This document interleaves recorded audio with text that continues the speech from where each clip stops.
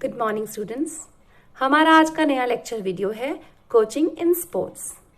जी हाँ, कोचिंग का शाब्दिक अर्थ है अधिशिक्षा।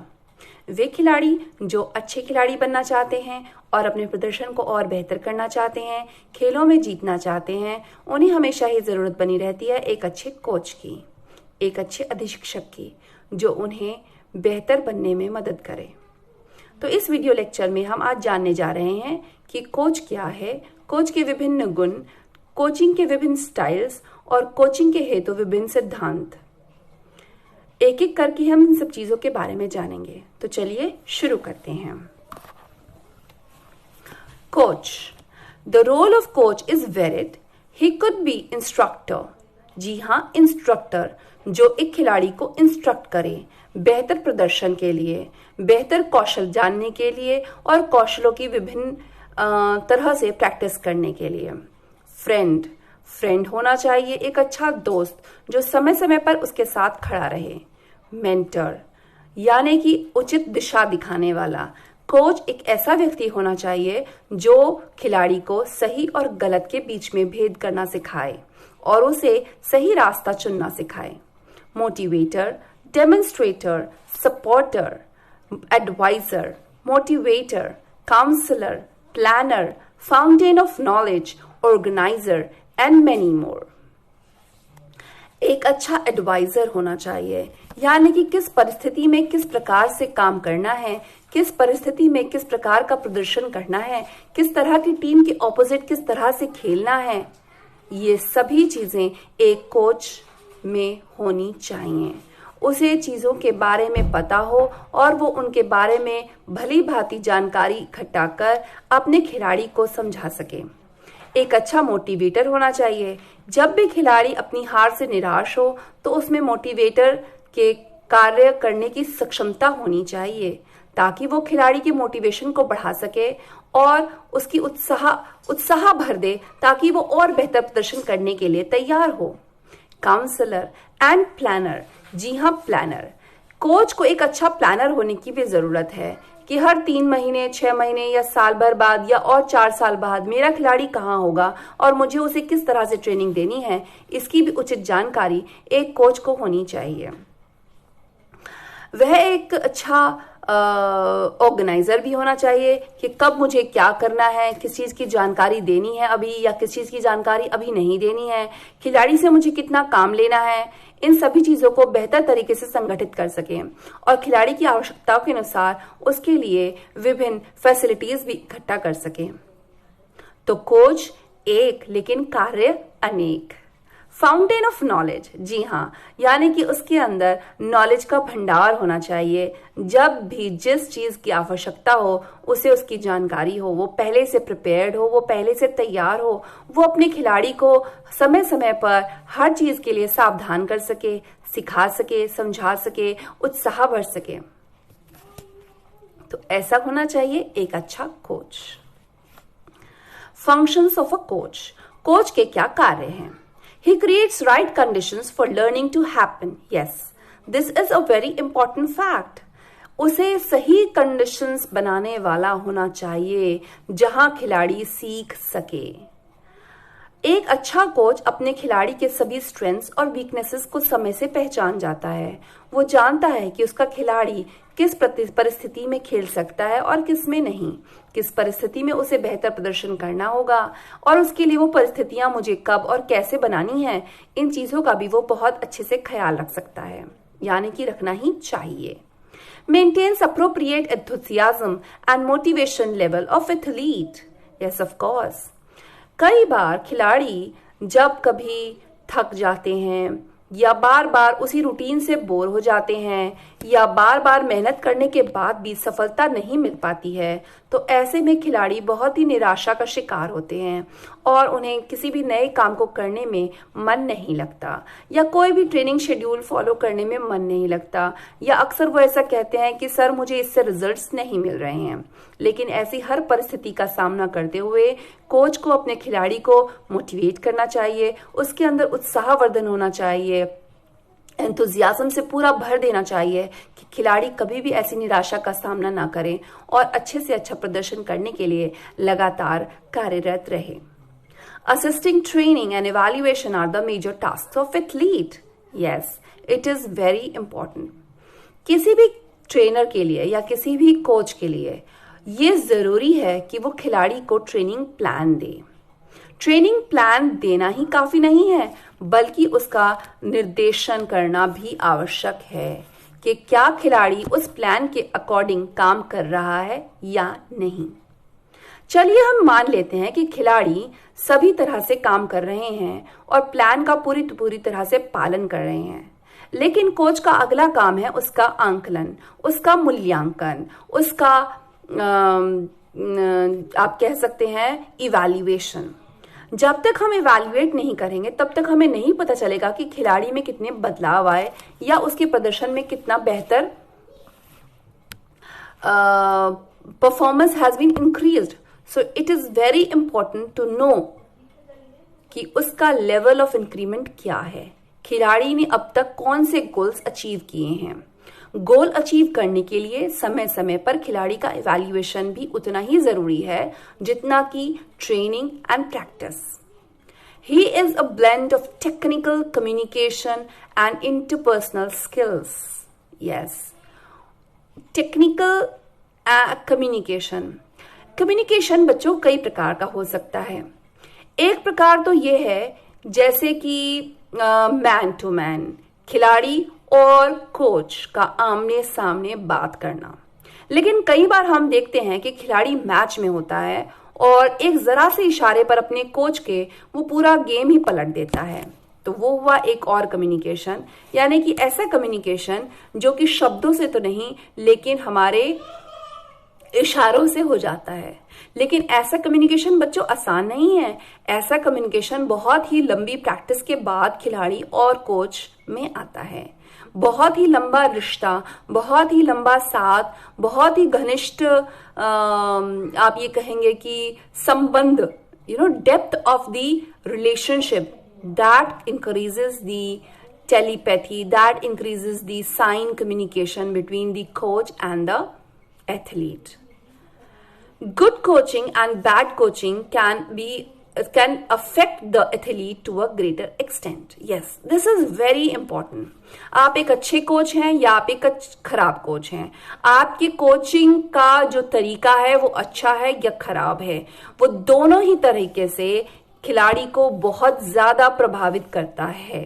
खिलाड़ी को बहुत ज्यादा प्रभावित करता है, उसके खेल पर उतना ही असर डालता है। अगर हमारी खुद की हैबिट्स एज अ कोच, हमारी हैबिट्स अच्छी नहीं है या हम खिलाड़ी के साथ उतनी तत्परता से, उतने डिटर्मिनेशन से, उतने डेडिकेशन से काम नहीं कर पा रहे हैं, तो खिलाड़ी के परफॉर्मेंस पर भी कोई खास ज्यादा असर नहीं पड़ने वाला है। लेकिन अगर कोच खुद बहुत डेडिकेटेड है, बहुत डिटर्मिन्ड है, बहुत रेडी हैं अपनी चीजों को लेकर के, उन्हें पता है कि मुझे अपने एथलीट से क्या चाहिए और कैसे चाहिए, तो इस तरह की जो गुड कोचिंग है वो खिलाड़ी पर बहुत ही अच्छा प्रभाव डालती है और खिलाड़ी को एक बेहतर खिलाड़ी बनने में मददगार साबित होती है। अब हम बात करते हैं स्टाइल्स ऑफ कोचिंग की। ऐसे स्टाइल्स ये बहुत ही आमतौर पर बड़े फेमस स्टाइल्स हैं और हम इनको लगातार पढ़ते भी आ रहे हैं। बहुत सारी और स्टडीज, अगर आप सोशियोलॉजिकल स्टडीज करें तब भी आपको बहुत सारे ऐसे स्टडीज के बारे में पता चलता है। जहां स्टाइल्स ऑफ कोचिंग की हम बात कर रहे हैं तो यहाँ पर 3 मुख्य स्टाइल्स हैं। पहला स्टाइल है ऑटोक्रेटिक कोचिंग, यानी कि एक ऐसा कोच वो कहता है इट्स माय वे और नो वे, यानी कि सिर्फ और सिर्फ मेरी बात सुनो, जो प्लान मैंने बनाया है उसी प्लान को पूरी तरह से खिलाड़ी फॉलो करेगा। He has no other option to follow, he has no other option to communicate, he has no other option to disobey his coach, यानी कि कोच और कोच के हाथ में केवल पूरी शक्ति, पूरी पावर होती है, जो प्लान करता है, जो ट्रेन करता है और जो इवैल्यूएट करता है और जो ये चाहता है कि रिजल्ट्स पूरी तरह से कोच के ही हिसाब से आए। डेमोक्रेटिक कोचिंग यह कोचिंग एथलीट सेंटर्ड कोचिंग होती है। इसमें कम्युनिकेशन 2 वे होता है, जहां एथलीट को पूरी तरह से आजादी होती है कि वो अपने विचार अपने कोच के सामने रख सके और अपनी बात सहजता से उन्हें समझा सके, उनके साथ विचार विमर्श कर सके और अपने आगे आने वाले प्लान्स के बारे में डिस्कशन रख सके। लेकिन बच्चों, यहां मैं आपको ये बात बताना चाहूंगी कि मैं इनमें से एक भी कोचिंग स्टाइल बिल्कुल परफेक्ट नहीं है और ना ही बिल्कुल गलत है। कैसे? चलिए उससे पहले जानते हैं हॉलिस्टिक कोच। वो हॉलिस्टिक कोच कैसे होते हैं? It is usually known as the best way of coaching, and it is called the laissez-faire, hands-on free coaching. As and when the athlete comes, the coach is ready. coach बिल्कुल तैयार है अपने athlete के हिसाब से। Athlete आए और athlete कई बार ये भी कह देते हैं कि सर आज हमारा मूड नहीं है। कई बार कोच कहते हैं बेटा आपका जब भी मूड हो बेस्ट करने का तब आप जस्ट मुझे रिंग कर दीजिए, and they work on very comfortable levels and very comfortable environment. पर बच्चों मैं एक बात बताना चाहूंगी कि एक अच्छा कोच बनने के लिए कोच को सभी तरह के कोचिंग स्टाइल्स का ब्लेंड होना पड़ता है। कभी कभी हमारी टीम जो एडमेंट है, हमारी टीम जो डिसिप्लिन नहीं है, उसके साथ ऑटोक्रेटिक कोच बनना पड़ता है। कई बार हमारे पास जो सीनियर टीम्स है, सीनियर प्लेयर्स हैं, उनका एक्सपीरियंस बहुत ज्यादा है, वो बहुत समझदार हैं, उनकी आपस में तालमेल बहुत अच्छा है, तो उस तरह की टीम के साथ आप डेमोक्रेटिक कोच या होलिस्टिक कोच भी हो सकते हैं। आप जानते हैं कि मेरा जो एथलीट है वो बहुत ही डेडिकेटेड है, डिटरमिन्ड है, वो रेडी रहता है अपने काम के लिए, उसके साथ भी आप डेमोक्रेटिक कोच बन सकते हैं। तो डेमोक्रेटिक कोच या होलिस्टिक कोचिंग या ऑटोक्रेटिक कोचिंग, टीम गेम या इंडिविजुअल स्पोर्ट्स, आवश्यकता के अनुसार एक कोच को उसका फैसला लेना होता है और उसी फैसले के आधार पर वो काम करे। लेकिन कोच का अल्टीमेट गोल यही होता है कि वो अपने खिलाड़ी से उसका बेहतर ले, उससे बेहतर काम करवाए और उसकी परफॉर्मेंस उतनी ही बेहतर होती चली जाए। तो हम इसके साथ और भी कुछ कोचिंग स्टाइल्स की बात करते हैं। यहाँ पर बड़ा फेमस है ये भी। अगर हम इंटरनेट देखते हैं, हम बुक्स पढ़ते हैं, तो this form is also very famous. It is called DISC, the DISC. D for dominant coaching, which is very relatively common with autocratic coaching. यानी कि कोच बहुत डोमिनेंट होता है, कोच के सामने ज्यादा कुछ कहने सुनने का स्कोप नहीं होता है। कोच अपने ही तरीके से अपने प्रिंसिपल्स के आधार पर ही कोचिंग करवाता है। I is influence coaching. Yes, it is one of the very interesting type of coaching.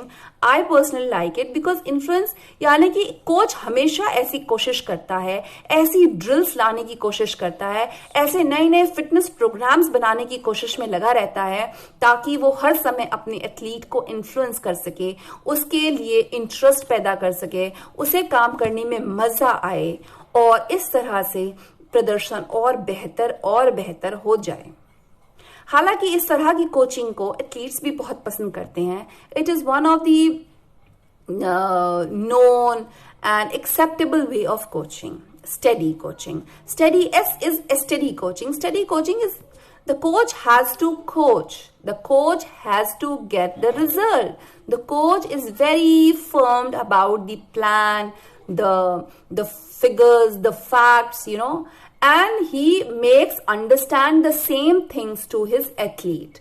वो अपनी एथलीट के साथ बिल्कुल ही डिसिप्लिन तरीके से कम्युनिकेट करता है और वो बताता है कि मुझे समय समय पर आपसे ये चाहिए। यहाँ ये भी कह सकते हैं हम कि कोच के साथ साथ एथलीट भी इस चीज के लिए बहुत तैयार रहते हैं कि हमें क्या देना है या हमारा कोच हमसे क्या पसंद करता है, क्या पसंद नहीं करता है। तो it is called one of the way of this study coaching. अगर हम बात करते हैं कंसाइंटिस्ट कोचिंग की, ये एक ऐसा वे है जो कि टीम गेम्स में ज्यादातर यूज होता है और टीम्स गेम्स में यूज होता है, but it is one of its own kind. ज्यादातर जो मैच्योर प्लेयर्स होते हैं, जो प्रोफेशनल स्पोर्ट्स होते हैं, वहां पर इस तरह की कोचिंग का प्रयोग किया जाता है जहां कोच को बहुत ज्यादा कुछ नहीं करना है, but he has to be there, he has to support and he has to make himself and as well as his athlete ready for the next event.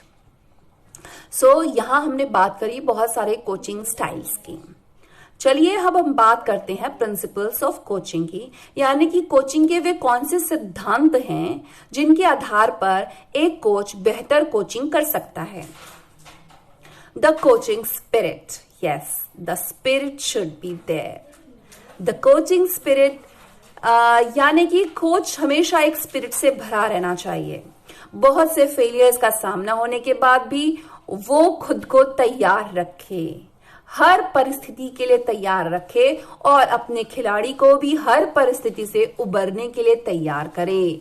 साथ ही साथ उसे अपने एक बेहतर कोच होने के लिए हमेशा तैयार रहना चाहिए। कभी भी खिलाड़ी को किसी भी गलत तरीके का उपयोग करने के लिए बाध्य नहीं करना चाहिए, बल्कि हमेशा स्पोर्ट्समैन को ये बताना चाहिए कि सीधे तरीके से काम करना या मेहनत से काम करने से ही अच्छे रिजल्ट्स हमें मिल सकते हैं। हो सकता है रिजल्ट्स प्राप्त करने में कुछ देरी हो जाए, लेकिन रिजल्ट्स मिलेंगे जरूर। Second is relationship and trust. Of course, जैसा मैं आपको पहले भी बता चुकी हूं कि एक खिलाड़ी के साथ कोच का जो व्यवहार है वो एक मित्र की तरह होना चाहिए, एक मेंटोर की तरह होना चाहिए, एक फैसिलिटेटर की तरह होना चाहिए, एक ऐसा व्यक्ति जो खिलाड़ी के साथ हमेशा खड़ा रहे। बच्चों, एक बात मैं आपको बताना चाहूंगी, जैसे आप ट्रेनिंग प्रिंसिपल्स की बात करते हैं या ट्रेनिंग लोड पढ़ते हैं, तो वहां हम एक वर्ड पढ़ते हैं overload.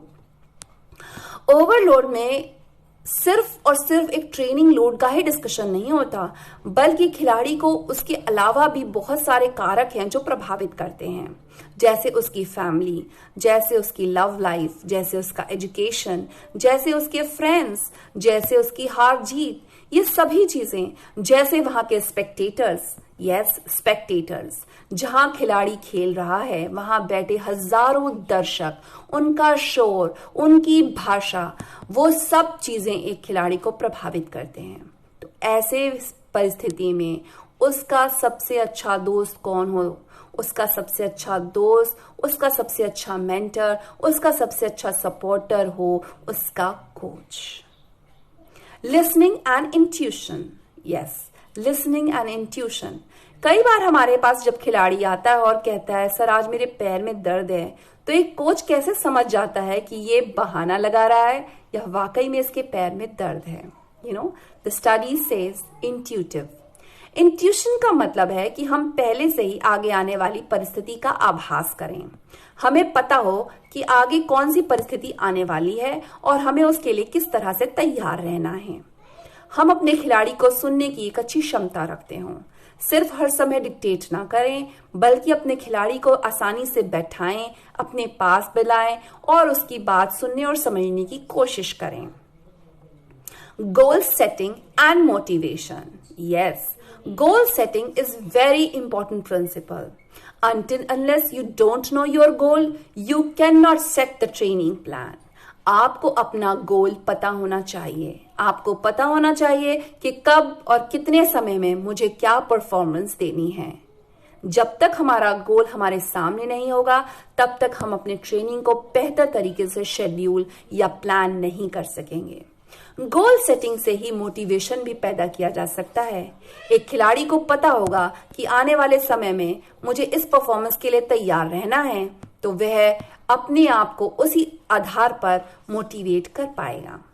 Technical and tactical proficiency, that is one more very technical issue and very technical aspect of the training. जी, ट्रेनिंग के दौरान जब हम बहुत सारे फिटनेस कंपोनेंट्स पे काम करते हैं, तो उनके बाद सबसे इंपॉर्टेंट बात आती है टेक्निकली एक खिलाड़ी को तैयार करना। हमने बेसिक फिटनेस कंपोनेंट्स तो तैयार कर लिए, लेकिन अगर हम टेक्निकली उस खेल के लिए तैयार नहीं हैं, तो हम खेल को बेहतर तरीके से एग्जीक्यूट नहीं कर पाएंगे। तो इसीलिए एक कोच को टेक्निकली और टैक्टिकली भी बहुत प्रोफिशिएंट होना चाहिए। टैक्टिकल या स्ट्रैटेजिकल प्रोफिशिएंसी से मतलब है कि मैच के दौरान खिलाड़ी किन किन परिस्थितियों का सामना कर सकता है और किस तरह का ओपोनेंट खिलाड़ी उसे खिलाड़ी को अपनी समस्याओं में उलझा सकता है। खिलाड़ी को किस तरह से ओपोनेंट टीम का सामना करना है या ओपोनेंट टीम के क्या स्ट्रेंथ्स हैं और क्या वीकनेस हैं।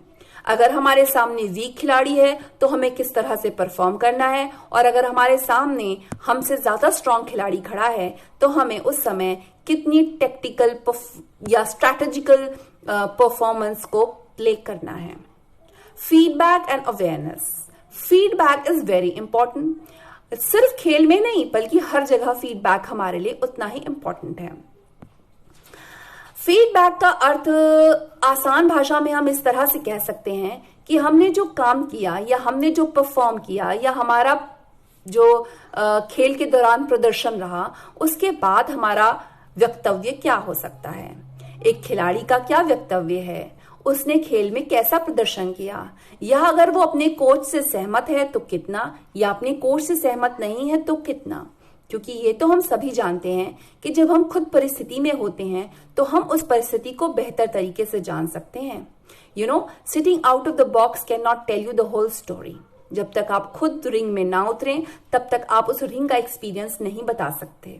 तो यानी कि फीडबैक, कोच को प्रॉपर फीडबैक भी लेते रहना चाहिए। अपने खिलाड़ी से ये जानना चाहिए कि जो अब तक का ट्रेनिंग प्लान, शेड्यूल या कॉम्पिटिशन्स हमने फेस किए वो कैसे हैं, कितना उनसे प्रभाव मिला और खिलाड़ी को इसमें किस तरह के बदलाव की अपेक्षा है।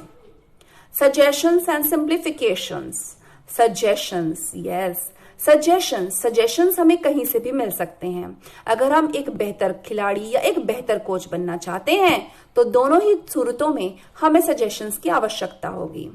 मान लीजिए हम अपने ट्रेनिंग प्लान में कुछ बदलाव लाना चाहते हैं। हमें पता तो है कि हमें कुछ बदलाव लाने हैं, पर कई बार हमारे सामने कुछ चीजें कॉन्क्रीट रूप से या डिस्क्रीट रूप से सामने नहीं होती हैं।